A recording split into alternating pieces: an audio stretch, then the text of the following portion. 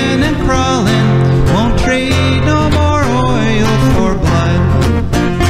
The sun done give us all we need to make this country run. But that black demon oil's got us fussing and fighting, and I do believe it's time we was done. I don't want them nukes run by them kooks who think radioactivity is fun. No more three-headed frogs or kids with leukemia. Nuclear power ain't fit for a dog. The sun done give us all we need to make this country run.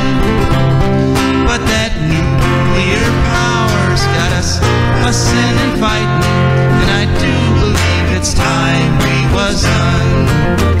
No nukes! Good morning, Toledo, and good afternoon, Columbus, and hello to those of you listening on the internet, wherever and whenever you may be. My name is Joe DeMare, and I'm here with my fantastic co-host, Rebecca Wood. Yes, and together the two of us are going to spend the next hour talking about ecology and the environment.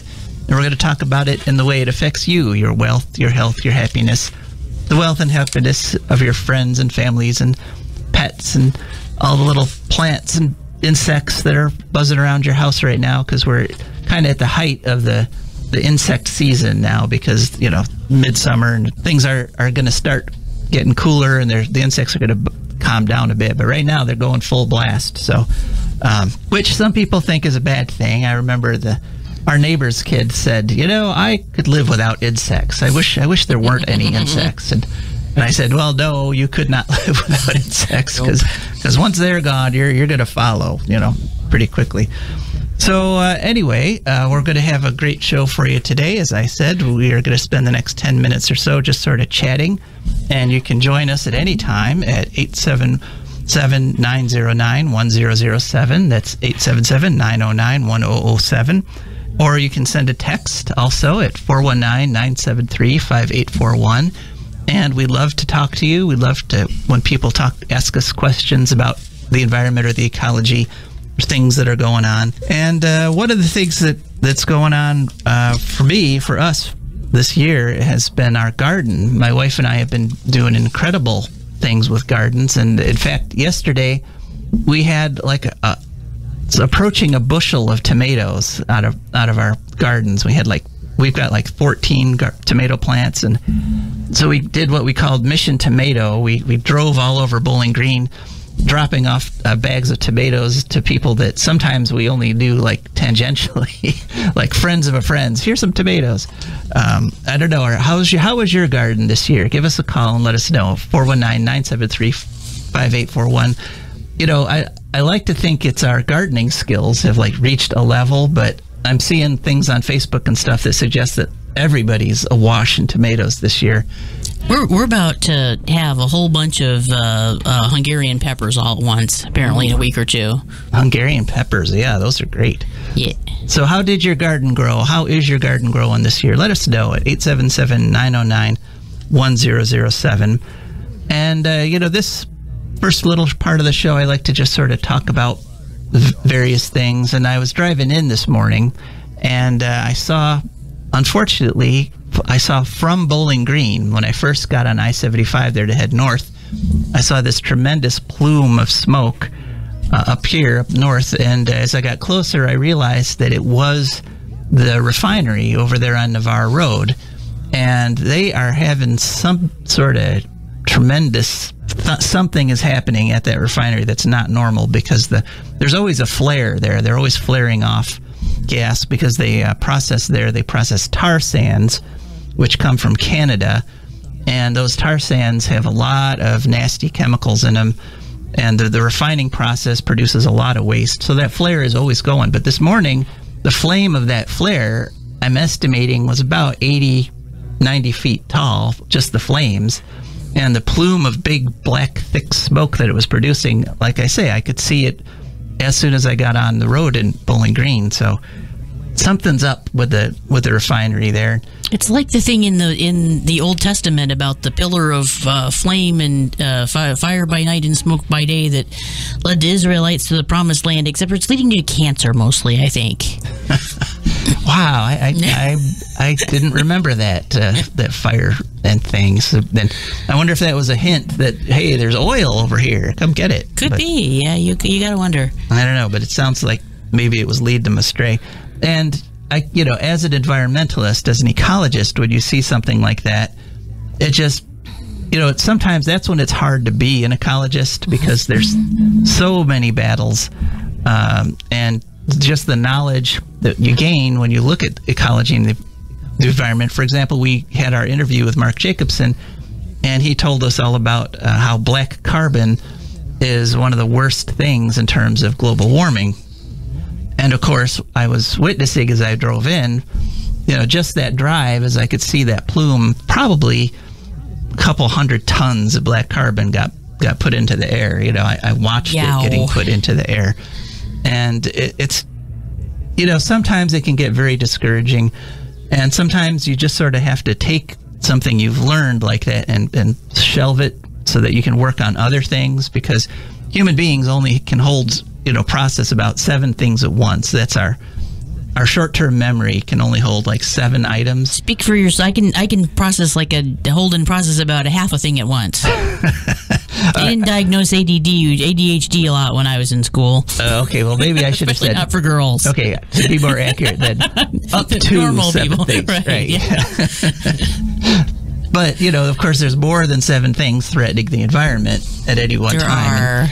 And so I have a story later on. So, well, there's really only one thing: people, and people. Well, those are the big things, yeah. But so we're going to have we're going to be done chatting here in just a little bit, and we're going to go to an interview with Joshua Wright, from our friends from the Rainforest Flying Squad out there in British Columbia, and then we'll hear from our wonderful advertisers and patrons.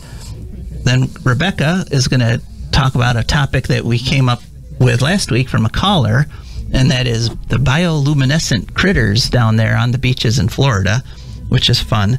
And then we have our Eco News segment, and one of the stories, this is the whole huge lead-in, see.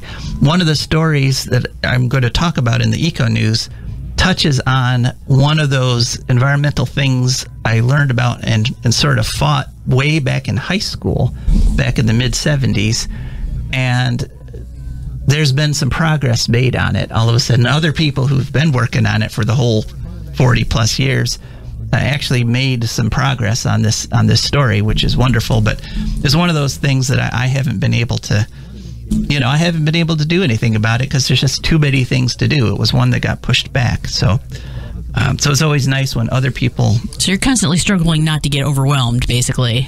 Right. Not to get involved in everything. You got to pick 3 or 4 issues and just put everything you got into those. But you can't pick 10. You can't pick 20. You can't work on 30 things at once, even though all 30 need it. So it's always wonderful. It's heartening. In fact, both pieces of Eco News today are good news, so you're going to want to stick around for that. I'm going to set up the interview right now. So what for those of you who remember, back in May, we interviewed Joshua Wright, and he's up in British Columbia right now, where there's a tremendous battle going on to protect the last 2% of old-growth forest. And this fight's been going on. That we reported 2 weeks ago. There was a 1-year anniversary of the encampment that some people did to protect the section called Fairy Creek. And since then, it's expanded immensely. They've got a whole bunch of camps, and they're trying to protect basically the whole region there in British Columbia on Victoria Island. And there's been some very disturbing developments in the last few weeks. I think what's happening is that the protests have been going on so long, and the protesters have become so effective at physically blocking the loggers, that the powers that be over there, most notably the premier of British Columbia, a fellow named Horgan, have decided to up the level of persecution and violence against all these protesters.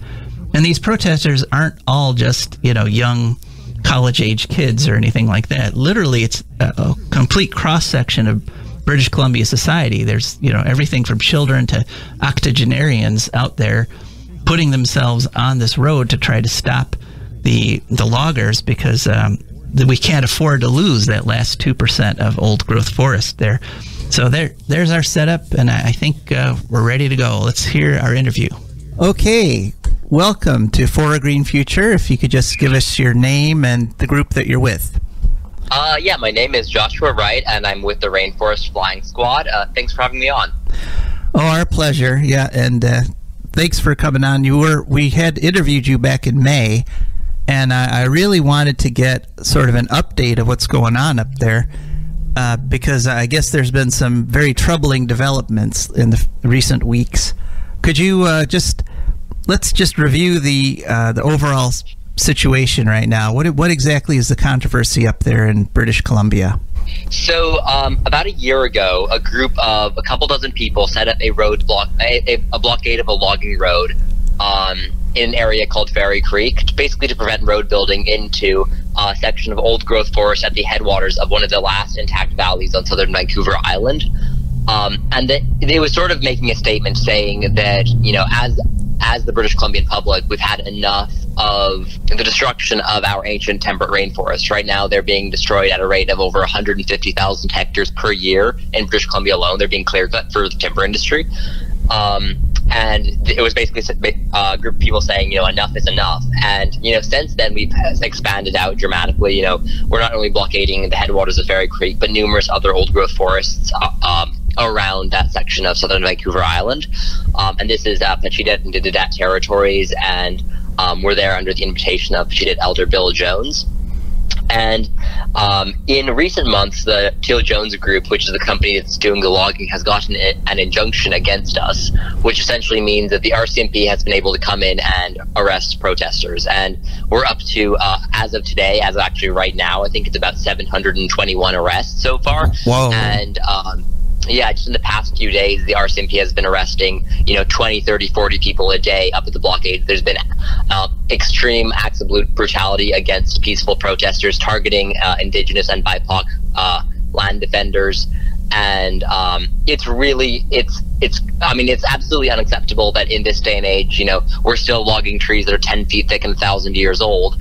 And it's also completely unacceptable that we're, taxpayer money and taxpayer, endorsement is allowing these RCMP to arrest and brutalize peaceful protesters. And in fact, the RCMP at this point have been breaking the law. They aren't even following the terms of the injunction that Justice Verhoeven granted in his Supreme Court ruling a few months ago. So they are not only brutalizing land defenders to enable a company to destroy ancient forests, but they are breaking their own laws while doing so. They're setting up illegal exclusion zones, denying members of the media access to the site, and it's been going like this for almost 3 months now, and today we've gotten word that the RCMP are about to clear us out of one section of our blockade, which will basically open up the eastern side of Fairy Creek to clear-cut logging again. So it's a real crisis situation at the moment. As you say, you mentioned that the police are actually now violating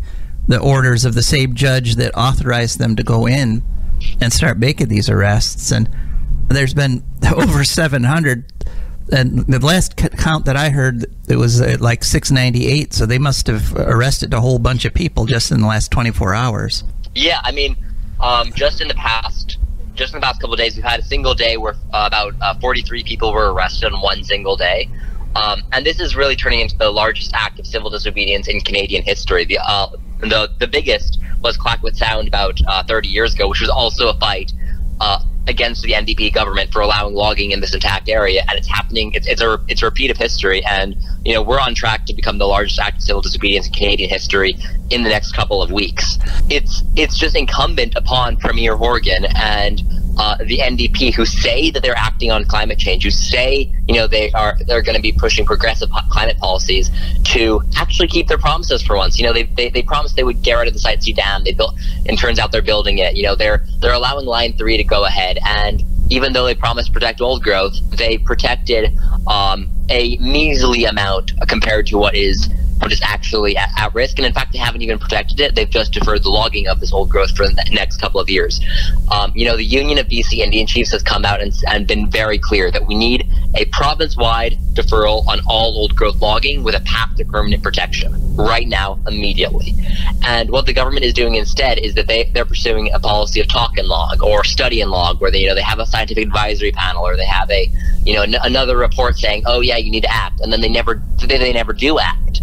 And we're down to the last ancient forests, and they could be gone in a matter of a few years at this rate. And it is incumbent upon Premier Horgan to listen to the hundreds, soon to be thousands of people who've gotten arrested, and actually, follow through on his promise to protect old growth, and listen to the Union of BC Indian Chiefs, who are saying that he needs to defer all old growth logging with a path to its permanent protection. The amount of illogic here is kind of staggering.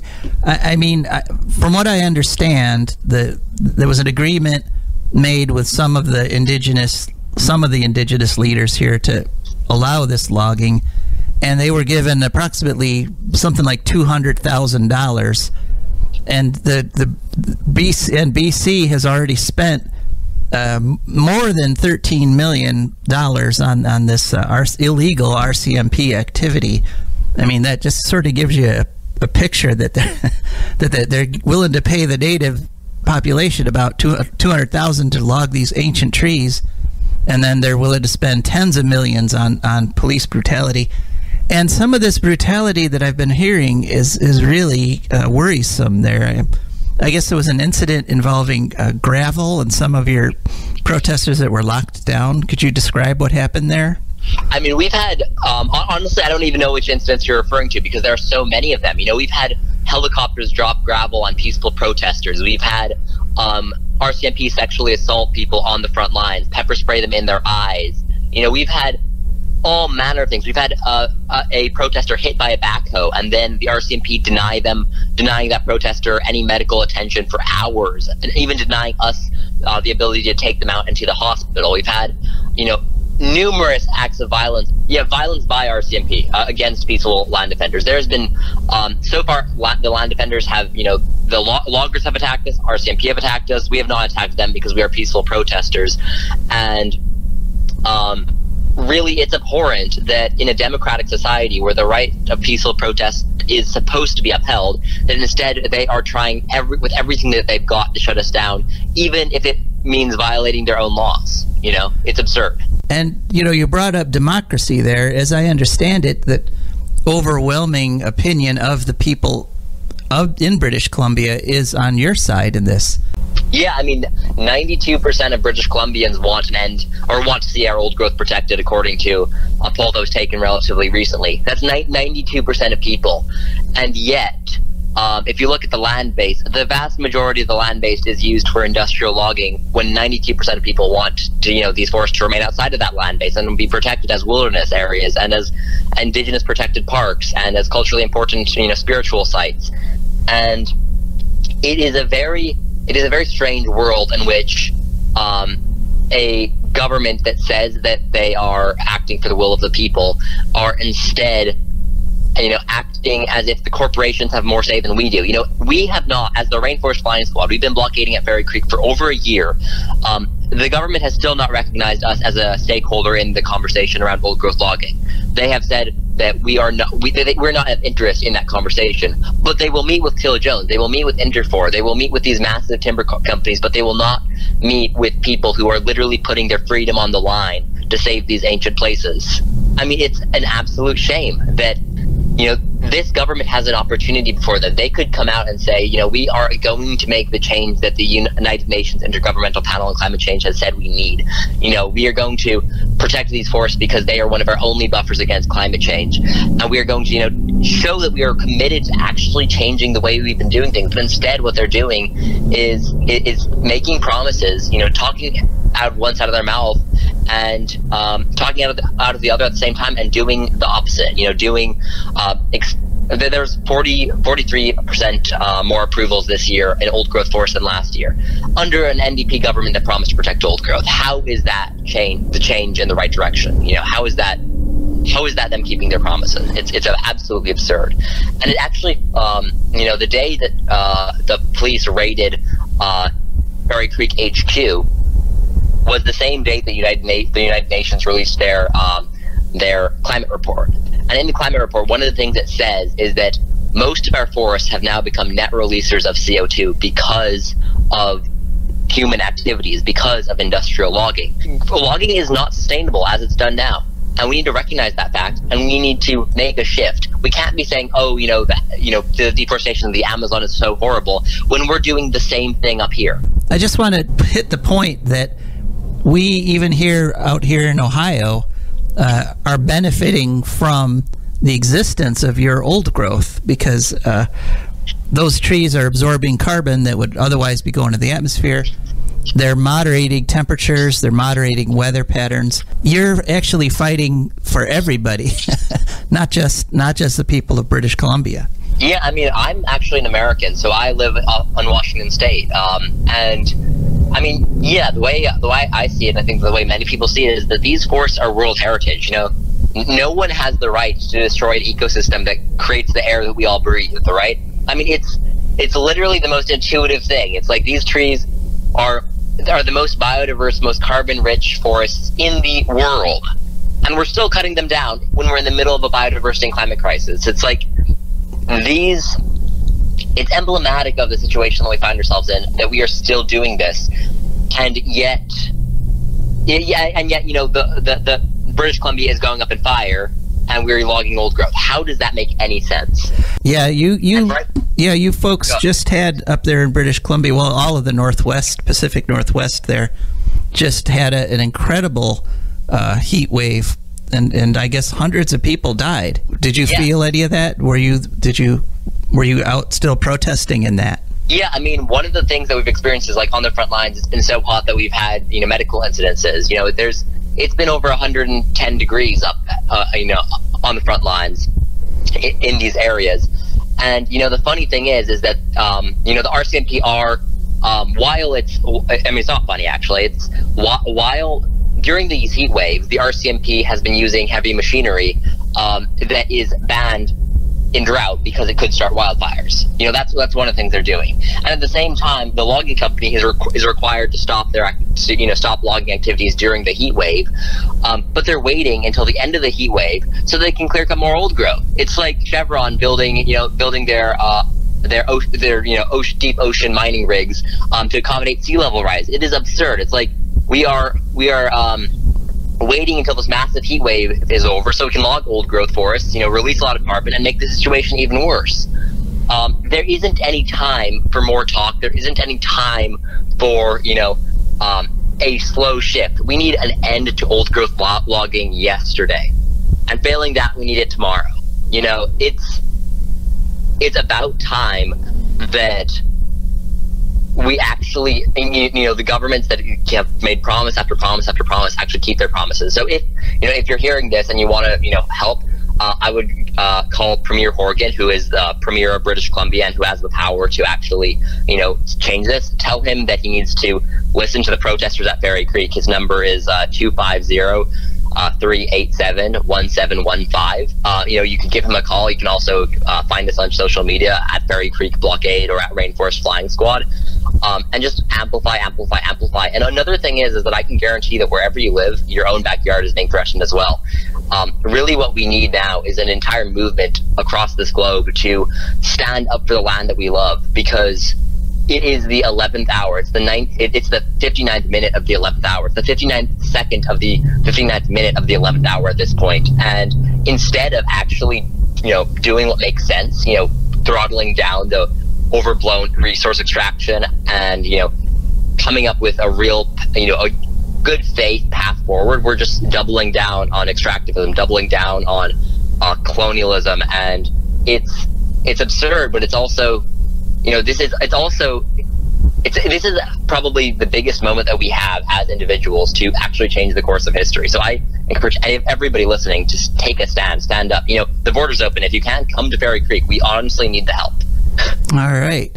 Well, thank you so much. And yeah, I think there is a movement going. I mean, we are we also are following the situation in Minnesota with the Line 3 controversy, and it's really all these fights are really the same fight, the fight to literally for us to survive. So thank you for what you're doing. All right, and thank you folks for listening to the show. And I'm sorry to say that our show is one of the only places you're going to hear things like this, because this should be front page, or at least it's page 2 on every news media, and instead we're getting pummeled nonstop with stories like Afghanistan, which is an important story. The problem with the story is that we can't really do anything about it. We're just passive spectators to what's happening there, whereas we can do something about stories like the Line 3 problem in Minnesota and the destruction of the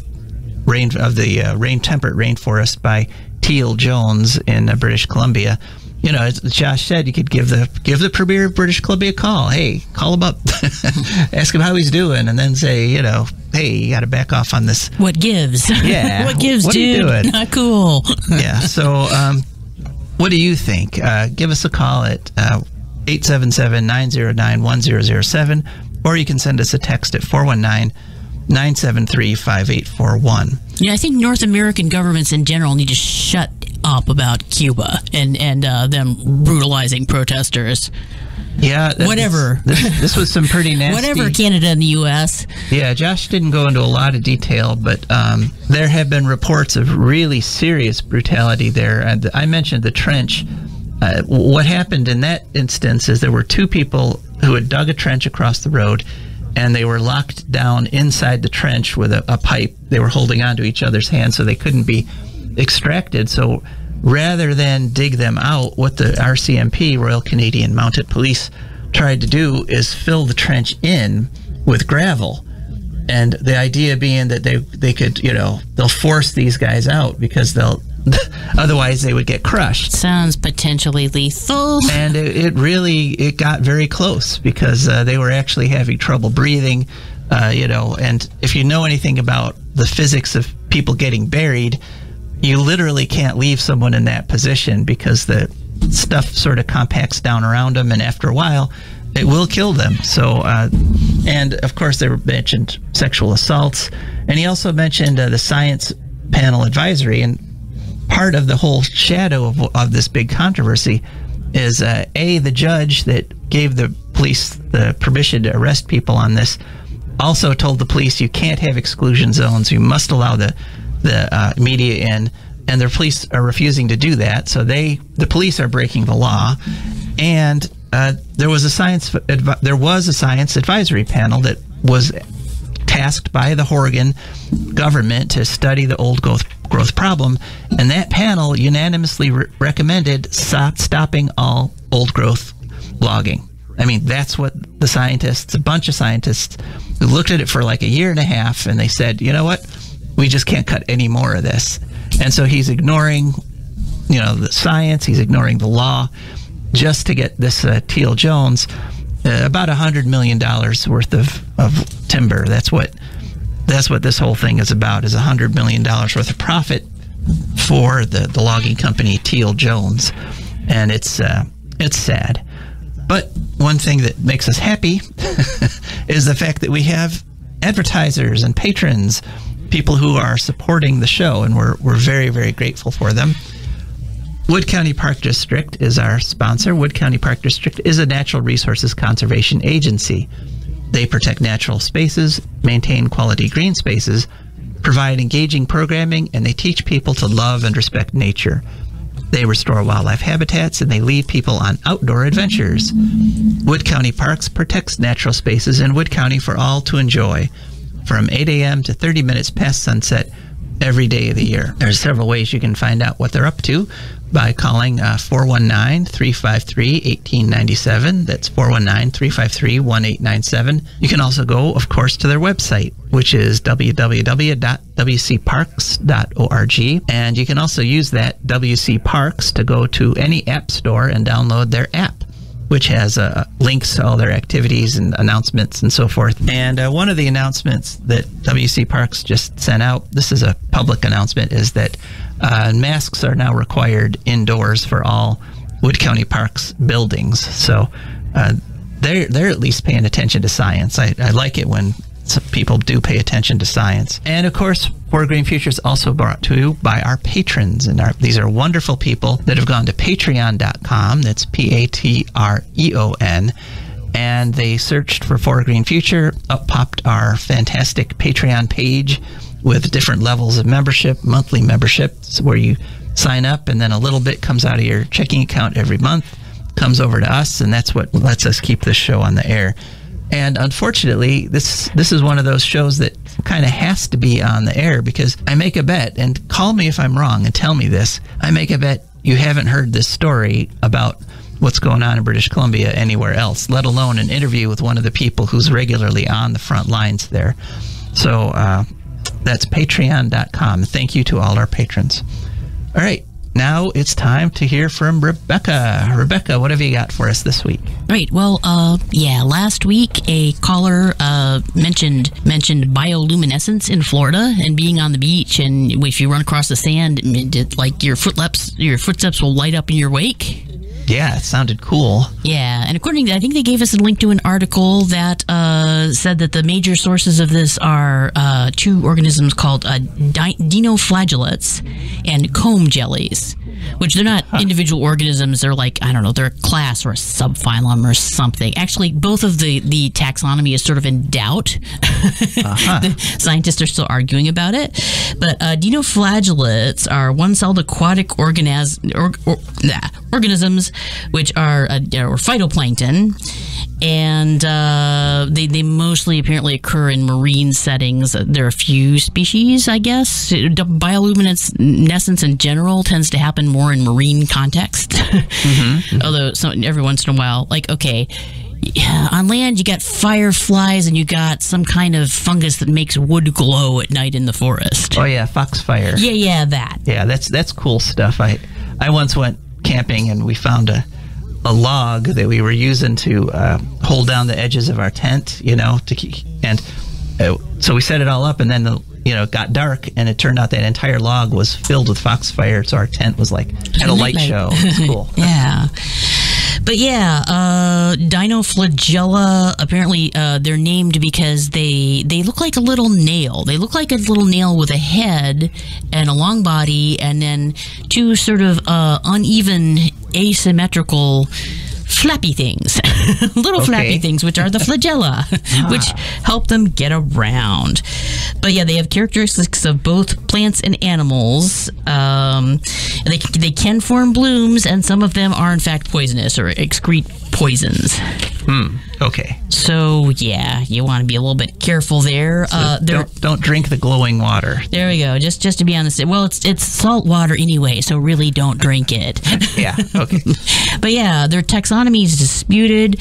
They're either algal pyrophyta or algal dinoflagellata. But people are they're apparently, what is throwing the scientists off is that they have unique nuclei and larger genomes than other eukaryotic algae, being algae with cell walls, distinct cell walls.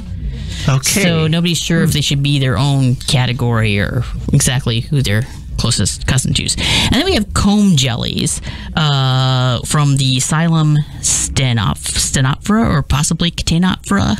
It's a C. I don't know how you say it. They are called comb jellies because they use cilia for swimming. Little extensions that look like little hairs but aren't. They are the largest animal that uses cilia for locomotion, to swim, basically. The biggest can get up to 5 feet, so we're talking like a centimeter 2 to 5 feet. Wow. That would be a little intimidating. But yeah, apparently there's a big debate about whether they are or are not older than the sponge category. Interesting. Like who split off first from the rest of the animals and became a distinct group. Nobody's sure. There's a lot of scientists don't really know apparently yet about what exactly critters do with bioluminescence. It's the only form of light sometimes in like the benthic, the really deep waters.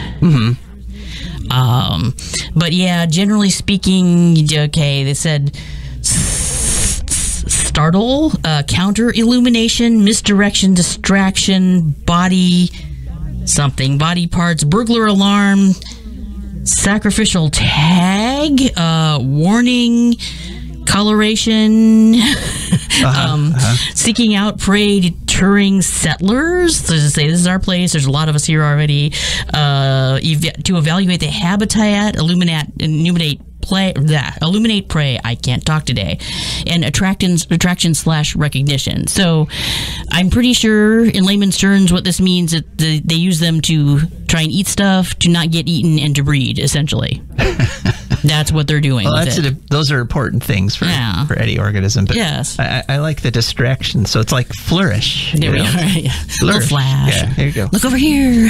All right. Well, thanks for that fascinating look at bioluminescence. One of the first place people noticed them was in ships' wakes, because they're biochemical, and they're any kind of like I think it's part of the burglar alarm thing. Like any kind of movement in their area kind of tends to make them light up, which the caller was describing, like running across the beach and like after you went, they'd light up where your footsteps were. Yeah, that would be cool. So they're like, oh no, something's around us. Can we do anything about it? Not sure. Seems magical, but it's science. Right. So, all right. Well, thanks very much, Rebecca. And welcome. Of course, if you have anything that you'd like to Rebecca to dive into and do her extensive research on, you can give us a call today, or of course anytime. By which he means probably about 15 minutes while I'm drinking my coffee in the morning.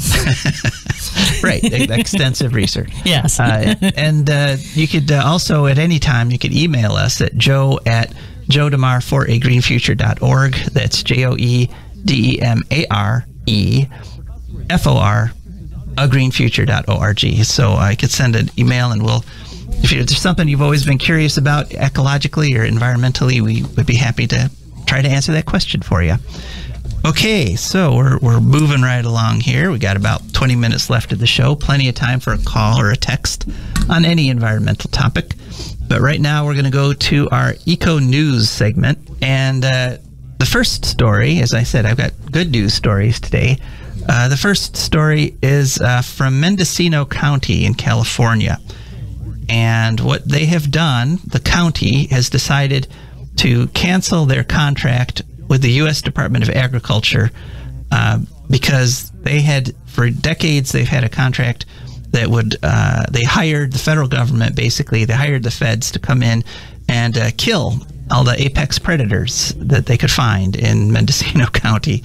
And we're talking bears, bobcats, wolves, coyotes, mountain lions, and an organization called Project Coyote, and you can check this out in detail on their website, projectcoyote.org, has actually convinced the county to stop paying to have their wildlife exterminated. And this is a little revolt. This is a little reversal of something of a program that, as I said at the start, this program has been around for decades, and since the 1950s, I believe. And I actually kind of fought it for a while in high school. It's called APHIS, APHIS. That stands for Animal Plant Health Inspection Services, which sounds pretty benign. We're going to inspect the health of the wildlife, maybe see how they're doing. But what it actually is the federal government killing animals. I mean, that's what APHIS does. It's in the U.S. Department of Agriculture. Like it was your house and they were some vermin that had got in by mistake. Right, except they do that for the entire continent, for all of United States of America. Anywhere, if, Can't we have some health care instead? I'd like to trade that in for some health care. Free health care. In terms of social benefit, that probably would come out ahead, because one thing you always can do, or one of the most dangerous things or the most damaging things you can do to a ecosystem is remove the top predators, and that creates a cascade of environmental and ecological problems, because prey species get overpopulated and they overeat the foods, and so populations, once you get rid of those predators, things start crashing and booming, and you can turn a very productive ecosystem into a practically desert ecosystem just by removing predators. And the thing is, if you can afford to live in an area like a newly created subdivision where there's a lot of wildlife, you can probably afford to live someplace else. Yeah. I mean, the people who have been living there, who are working class people or whatever, farm families, poor people, they've been there long enough to understand how to live with wildlife. They maybe carry a gun with them when they go to the outhouse or whatever. They know what they're doing. The people who are having trouble are the ones who think they can just let their poodles run around loose. I know. Hey, if you move into bobcat territory, you can't complain about the fact that there's bobcats, but that hasn't stopped people from doing that. And especially, as you say, you lose your poodle to a bobcat, you're going to be understandably upset. But the question is, should your poodle have been out there in bobcat land anyway? And they got those coyote vests. We want to get one of those for the pit bulls in our neighborhood. Sometimes they run around loose and things. Coyote vests? Yeah, a little spiky, real punk-looking vest that you can put on your dog, and keep the coyotes from eating them. And stuff has trouble biting onto it. I see. So anyway, the APHIS has been around. Some work on hawks too. Yeah, and eagles and stuff. APHIS has been around for decades, and ecologists and environmentalists have been complaining about it and fighting it for decades, but they just press on killing as many critters as they can. And actually every year they produce a report, a nice report for the taxpayers, so that we can see how our tax dollars are being spent. And so, for example, in 2020, APHIS killed 25,400 beavers, and that doesn't include 200 mountain beavers, which mountain beavers are a federally protected endangered species. Oh, okay. But APHIS can kill them because they're the government, and it's the government saying, oh, those are endangered species, so we can kill them, but nobody else can. And so they killed 200 of these critically endangered mountain beavers. Seems like it defeats the purpose of making them endangered, but whatever. It does. They killed about 700 bobcats, about 381 gray wolves, and you might be thinking, okay, well, there might be some call for the federal government to get rid of some nuisance animals, like feral cats, for example, kill literally billions of birds every year. And so you might think, well, I bet they kill a lot of feral cats.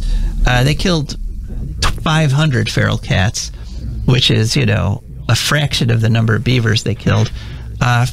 Wild dogs also are a big ecological problem, because there has not been any documented case of a wolf attacking a human in North America, but there's lots of examples of wild dogs attacking human. They're very dangerous, and they kill a lot of farmers' animals and so forth. And so you think, oh, I bet they killed a lot of wild dogs. 110. So they killed 381 wolves, but only 110 feral dogs, 700 bobcats, but only 500 feral cats. And they went on in their annual killing spree, 62,000 coyotes. Okay, what about if they take the money they're using to kill the wild critters and build a shelter and spay and neuter everybody? All the tame critters. You could do that, but I think that it would be better. The best solution is just get rid of APHIS. Or just no ixnay on the APHIS A. Because actually the gray wolves and the bobcats will do a better job of getting rid of the feral cats and dogs than APHIS is doing. That's for sure. 62,000 coyotes last year, 2,300 red-tailed hawks, which I'm like, why are you killing red-tailed hawks? I have no idea. But basically, any government, state or county that calls up APHIS and says, hey, we've got critter X, come kill them, they will come kill them. So, and in fact, they killed last year, as they bragged on their website. Just because that local government does not like the set of their beady little lies, essentially. Yeah. Harm does not have to be proven. Okay. So last year, the federal government APHIS killed 1.5 million animals. So that's the Animal Plant and Health Inspection Service. And I'm just happy to see them lose a battle. They're still operating in all 50 states. They're still killing millions of animals a year, but at least in this one county, the wild critters are going to go unmolested. So that's enough of you, APHIS. Go away. Yeah, and get real jobs. Hopefully, other counties will start following suit because it's expensive to hire the federal government to come in and apparently a lot of restaurants urgently need to reopen because they don't have enough people. Yeah. Just saying. Okay, it's a big problem. Second bit of eco news, of good ecological news. There was let's see how to put this. And our friends at the NRC, Nuclear Regulatory Commission, did something that really needed to be done. We reported last year that the Trump administration was trying to put into federal law this theory, this crackpot theory called hormesis. And hormesis says that that exposing people to radiation is good for them. And the basis of this quote-unquote theory is that after people get exposed to radiation, their bodies put out all these things like antioxidants and, anti-cancer hormones and things like that. Why don't we just have like a nice little... We have a day when people are allowed to come in and hang out inside the walls of the nuclear reactor on Tuesdays. Well, that's if they want to. That's where it was heading. because... And then they don't get to go back to wherever they were interacting with other people that they can irradiate. Yeah. Well, yeah, if you actually get it proven or accepted as government policy that radiation is good for you, then obviously the logical next step is start irradiating people because it's good for them. But of course, 99.8% of scientists say, no, the reason all those wonderful, helpful things get released by the body after getting irradiated is because the body has been damaged. Yes. And this is the reaction to the damage. Right. Which, you don't purposely break a bone because it's going to grow back stronger at the break point. No, you avoid the damage is much better than because you will get bad arthritis when you are older. Yeah, there's definite problems there. So the NRC actually finally denied the petitions for the rulemaking that requested this change in federal policy. So they actually, in a letter dated August 11th, they said that the NRC has received petitions on this topic, and they list a whole bunch of them because these hormesis guys who work for the nuclear industry just went crazy because they thought while Trump was in office, anything can be redefined as anything. Right. So you could redefine radiation as something that's good for you. And so they actually finally made the right decision and said, no, we're not going to accept this hormesis theory, and we're not going to change our levels of acceptable radiation to include it. So let's hope they mean that and they stick to it. Well, and this is the culmination of several years of the process. So if who's to say what would happen if things reversed again, if we got a different administration perhaps, but right now, at least, this is actually a major successful defense. I'm not going to call it a victory again because, once again, the current radiation standards actually, according to the latest research, are actually too high because they're based on the idea of the standard man. And the standard man is standard man. Yes, standard man. He's 25 years old. He weighs 145 pounds. Okay. He's white, and he has a pretty good job. And right. He lives in a nice suburban house and all this. He doesn't have any trouble getting food or anything. He sounds like he hangs out with Captain Obvious quite a bit. Somehow I feel like they'd be buddies. Yeah, I think you're right. Standard Man and Captain Obvious. They should have a comic book together. They should. But way back at the beginning of the whole nuclear industry, they decided, okay, we're going to use Standard Man to figure out how much radiation people can be exposed to. And it turns out that Standard Man is actually not standard at all, and that age, that all those standard things as actually some of the most resistant to radiation, and not because everybody else turns out, besides the standard man, is more sensitive to radiation than standard man. In fact, he's a teeny tiny minority. He's sort of a freak. Yeah, he is. He's sort of a radiation absorbing aberration. That's right. He can absorb an aberrant amount of radiation before he starts getting sick. Now, women can only take half the radiation standard man can before they start. So, and we're only just over half the human race. So you're actually more why should than we be half. Counted? Right. Children are like 4 times to 8 times as sensitive as standard man. Children in the womb are like 10 to 100 times more sensitive than standard man. So the current radiation standards actually are nowhere near good enough. They should be much lower than they are. But the NRC, at least has said, well, we're not going to go with this insane theory and increase the standard. We do know that radiation can create zombies, and zombies live at least until, all their parts just kind of start to fall off. Yeah, okay. Can be a long time, depending on wear and tear. So what are you saying? Or until someone shoots them in the head. So you're saying that actually radiation for zombies is a good thing. So or if you want to be a zombie, because you might live longer. You'd have to say "live" though in quotes. Right. You might be undead long. You might not be dead for longer. Because zombies aren't Never mind. Yeah, they're not into those things you were talking about with the phytoplankton. They're not into like breeding and evading predators, and they kind of just walk into everything. That's what they do. Yeah, they don't have great self-preservation skills in many ways. That's what they're. Yeah, so we don't want zombies, and so we don't want radiation. Now, there's a lot of prejudice against zombies. Well, there is, and actually, people don't like them. I was reading actually a first-hand account, an eyewitness account of the Hiroshima explosion, and somebody described, they were on the opposite side of a mountain from the explosion, so they just saw it over the top of the mountain. Mm-hmm. And so then they went to try to go into the city to help people, and they described this horrible person who'd been burned and was like staggering. They had walked all the way from the city, they hold their arms out in front of them because they're so badly burned that they don't want them to touch anything. Yeah. So they kind of look zombie-like. And that's what I was thinking when I read the description of this horrible person who was heading into the city didn't know what to do with them, and he just said, pull yourself together.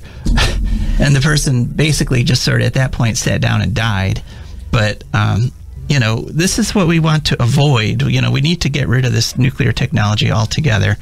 But thank you all for listening. We've reached the end of the show. This is Joe DeMare. And Rebecca Wood. And we are signing off.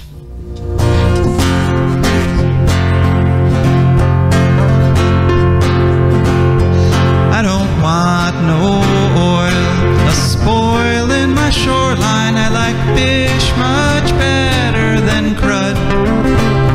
I like birds and things, creeping and crawling. Won't trade no more oil for blood. The sun done give us all we need to make this country run. But that black demon oil's got us fussing and fighting, and I do believe it's time we was done. I don't want them nukes run by them kooks who think radioactivity is fun. No more 3-headed frogs or kids with leukemia. Nuclear power ain't fit for a dog. The sun done give us all we need to make this country run. But that nuclear power's got us fussing and fighting, and I do believe it's time we was done.